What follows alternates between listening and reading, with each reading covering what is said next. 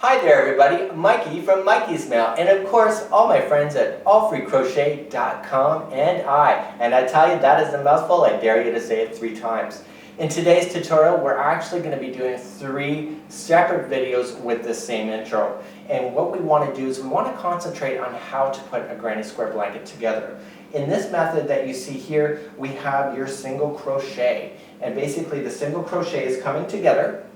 Okay, and it's going to form like a window. So on one side, it looks completely perfect, but on the other, you'll see that there's like grooves and everything happening in between. So that is single crochet.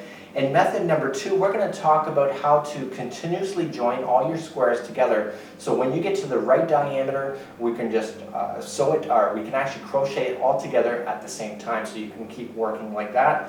And then finally, method number 3, we're actually going to be sewing them together. And I don't really like that method too much, but those are the 3 methods. So let's get started on this tutorial.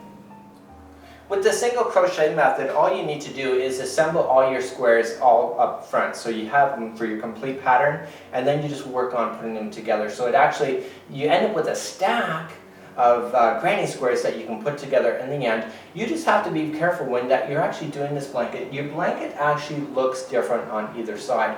Because you're always continually working in a rotation, the one side of your square will look completely different than the other, and that's just the way that the strings are forming together when you're crocheting. So when you go to put this down on the floor or on a table to assemble it, you have to make sure that all your squares are actually turned in the right direction, depending on what kind you're looking. If you're not looking for uniform, it doesn't matter, just throw it down. But if you're actually looking for your blanket to look consistent, then you're going to be wanting to pay attention to that.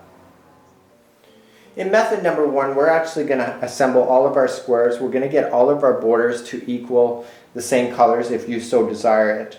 It's very difficult if you're not going to have the same colors for the boundaries that it will look actually very consistent, but that's your call, that you're the artist, you decide what's right for you. Now because when you were crocheting this, you were completely going in circles like this, you'll notice that each side looks completely different. One side, on the far side, will look a lot more tighter than the side that is facing you when you've been working on it. And you'll notice that it kind of does somewhat of a bowl shape on the side that you've been working on all the time. So the first idea is get all of your squares and make sure that they all look the same. So for example, I don't know if you'll be able to tell that, but you can see that it doesn't look the same, but maybe that's what you're going for. And you have to decide what's right for you. So that's step number 1. When we go to work on this, this will be an entire blanket for you when you're doing this step number 1. And what you'll want to do is you'll want to work in the horizontal direction, so basically straight across. So you'll want to have all your squares lined up for you, basically working your way across. So what's going to happen is you're going to go all the way across, and then you're going to come back up to the next one, go all the way across. So you'll end up, and eventually you'll have everything fastened across in one direction, but you'll have gaps left over in the middle.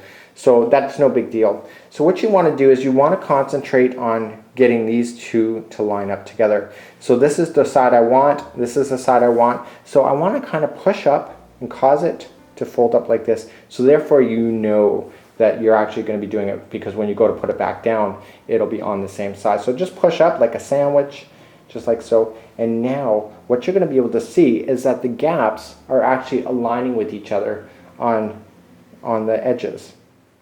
Now that the gaps are aligned, you just got to start off with a slip knot and begin. So back over the forward, back up and in. There's other tutorials on how to do slip knots if you don't know how to do it by now.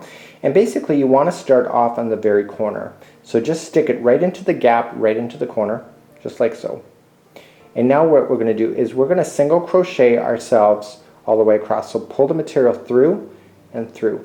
So now that you know that each square is identical in size and that the gaps all match each other, what you want to do is work your way across. So in the next, see, right into the next stitch available, right, on the first one, you're going to go into the next stitch available on the second, so you're matching it completely in line. So pull the material and then pull through. It's a single crochet. So going into the next stitch in the front one, the next stitch in the back one, pulling it through and pull it through. And now again, because you have 3 in a row, you're going to have a 3 in a row when you go to attach. In this particular example, and I show you how to do these exact squares before.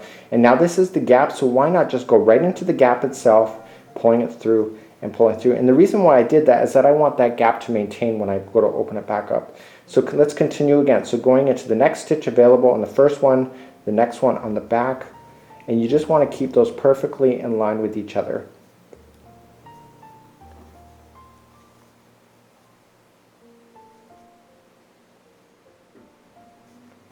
Okay, now that we're into the next gap, so let's go into the next gap completely.